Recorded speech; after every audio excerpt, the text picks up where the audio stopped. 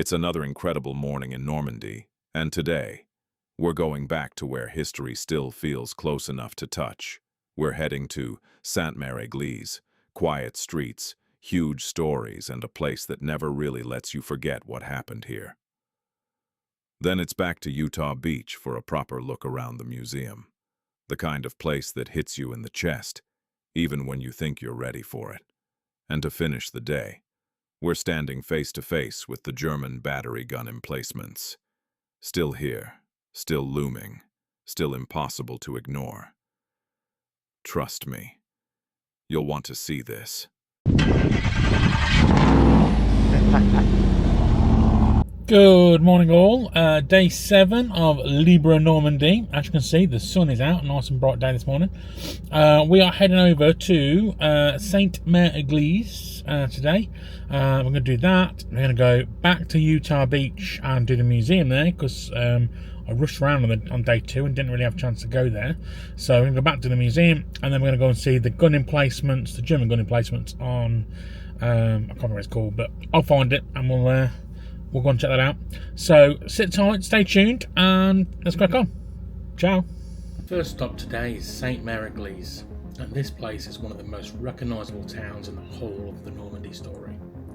The church right there isn't just a landmark, it's basically a symbol of the airborne landings. It's mad thinking that on the night of June 5th into June 6th, 1944, this quiet little town suddenly became the centre of absolute chaos. And what I like about starting here is it sets the tone straight away. This wasn't one big day on the beach. It was air, land, sea, all happening at once in the dark, with people landing miles off target and still having to crack on. Seeing the kids up close makes it feel real, not in a Hollywood way, in a human way.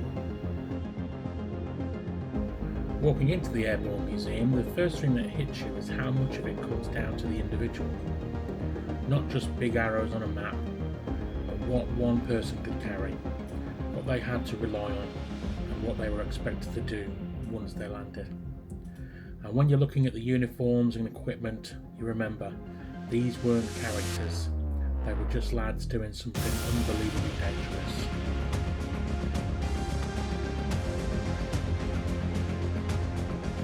The airborne job was brutal in its simplicity. Drop in behind enemy lines, take key routes and bridges, disrupt communications and hold positions long enough for the main force to push through.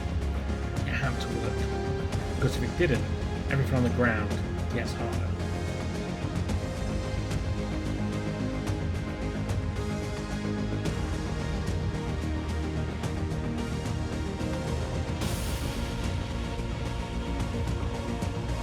And then you get into the gliders and the aircraft side of it, and it's hard to even process.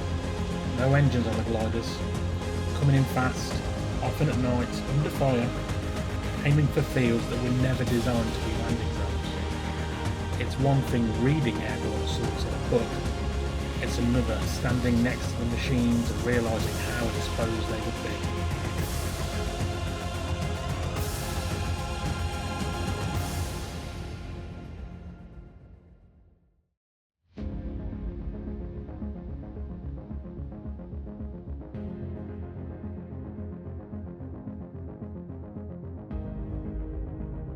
There's also a bit on Operation Market Garden, which is a reminder that even after D-Day, the war didn't suddenly get easier or cleaner.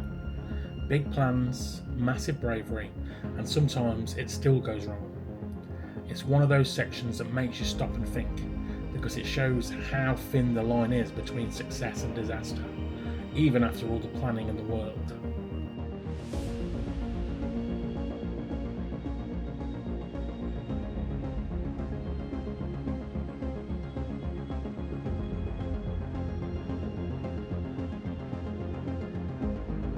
The thing I always come back to in places like this is the scale of the sacrifice, but also the scale of the responsibility.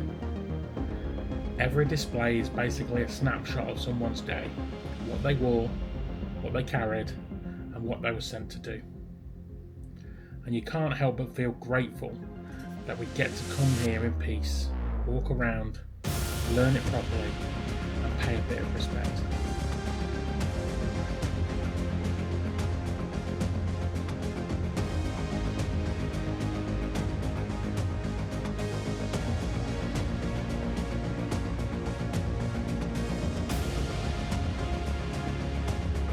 But yeah, Sainte-Mère-Église and the Airborne Museum. It's heavy, but it's important. Right, we're going to head to the next stop.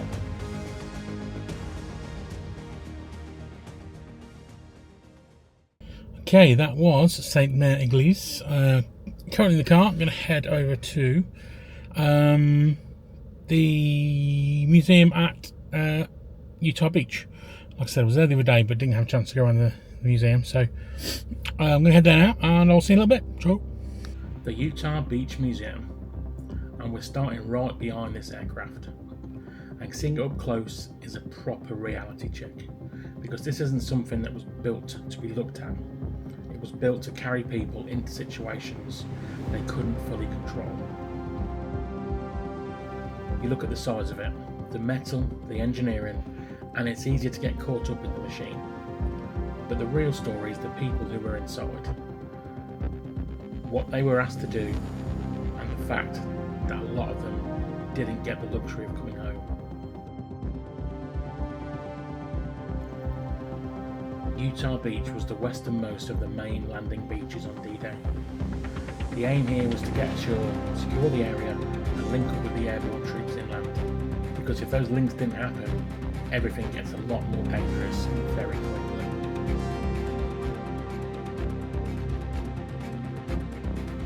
And what this museum does really well is show you that D-Day wasn't just one dramatic moment.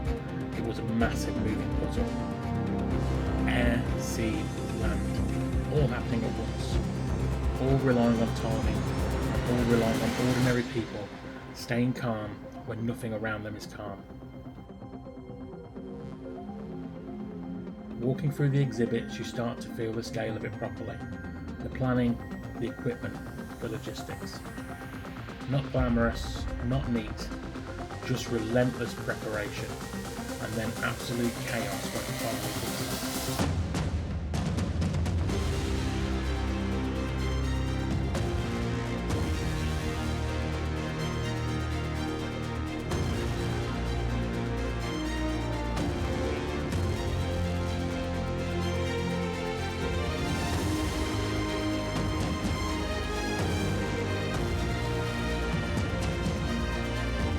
And it's a little weird because you can read about this stuff, watch documentaries, see old footage, but being here makes it feel heavier because it stops being history and starts being this happened right here to real people.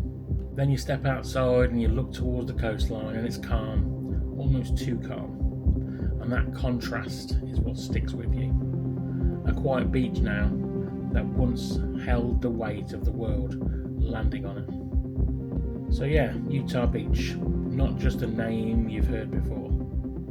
It's a reminder of the scale of the sacrifice and the fact we get to stand here today because people didn't get that choice. Let's keep moving. Okay, that was Utah Beach take 2. Off to the German gun emplacement now. Gonna go and look at the guns. There's like four little turrets, so I'm gonna go and look at those, and then we're gonna call it a day and head back to the apartment. So enjoy the guns, and I'll see you back at base point. Ciao. Right, final stop of the day, and this one is properly intimidating in person. This is Longues-sur-Mer, a German coastal battery built to control the stretch of Normandy coastline. And when you stand next to these guns, you realise straight away this wasn't just a defensive position. It was designed to reach out and hit ships before they even got close. The scale of it is mad. All the concrete, all the steel, built for one job. What gets me is how much of it's still here. You can walk right up to the bunkers, look into the positions, and picture what it must have been like in 1944. Cramped, loud, tense, waiting for the moment everything kicks off. On D-Day, places like this were a serious problem, because the landings weren't only about getting men onto the beach. They had to do it while being fired on from sites like this, and while trying to neutralise them as fast as possible. and the contrast is what always hits hardest. Today it's quiet. Wind, birds, people walking around. But back then this would have been smoke, noise, confusion, and decisions made in seconds. Yeah, Longues-sur-Mer. A heavy final stop, but the right one. Let's have one last look, and then we're heading out. Okay, everybody, thank you very much for watching. That is the end of Libre Normandy. Stay tuned, you'll see what we've got next video. But thank you very much for watching. Remember to like and subscribe. I think about 98% of people that watch our videos aren't subscribed, so please remember, hit the like button, hit subscribe. It's free, it doesn't cost you a penny. So thank you very much for watching, everybody. Until next time, ciao. So this is how we end up. Shades of blue and gray. I feel just like an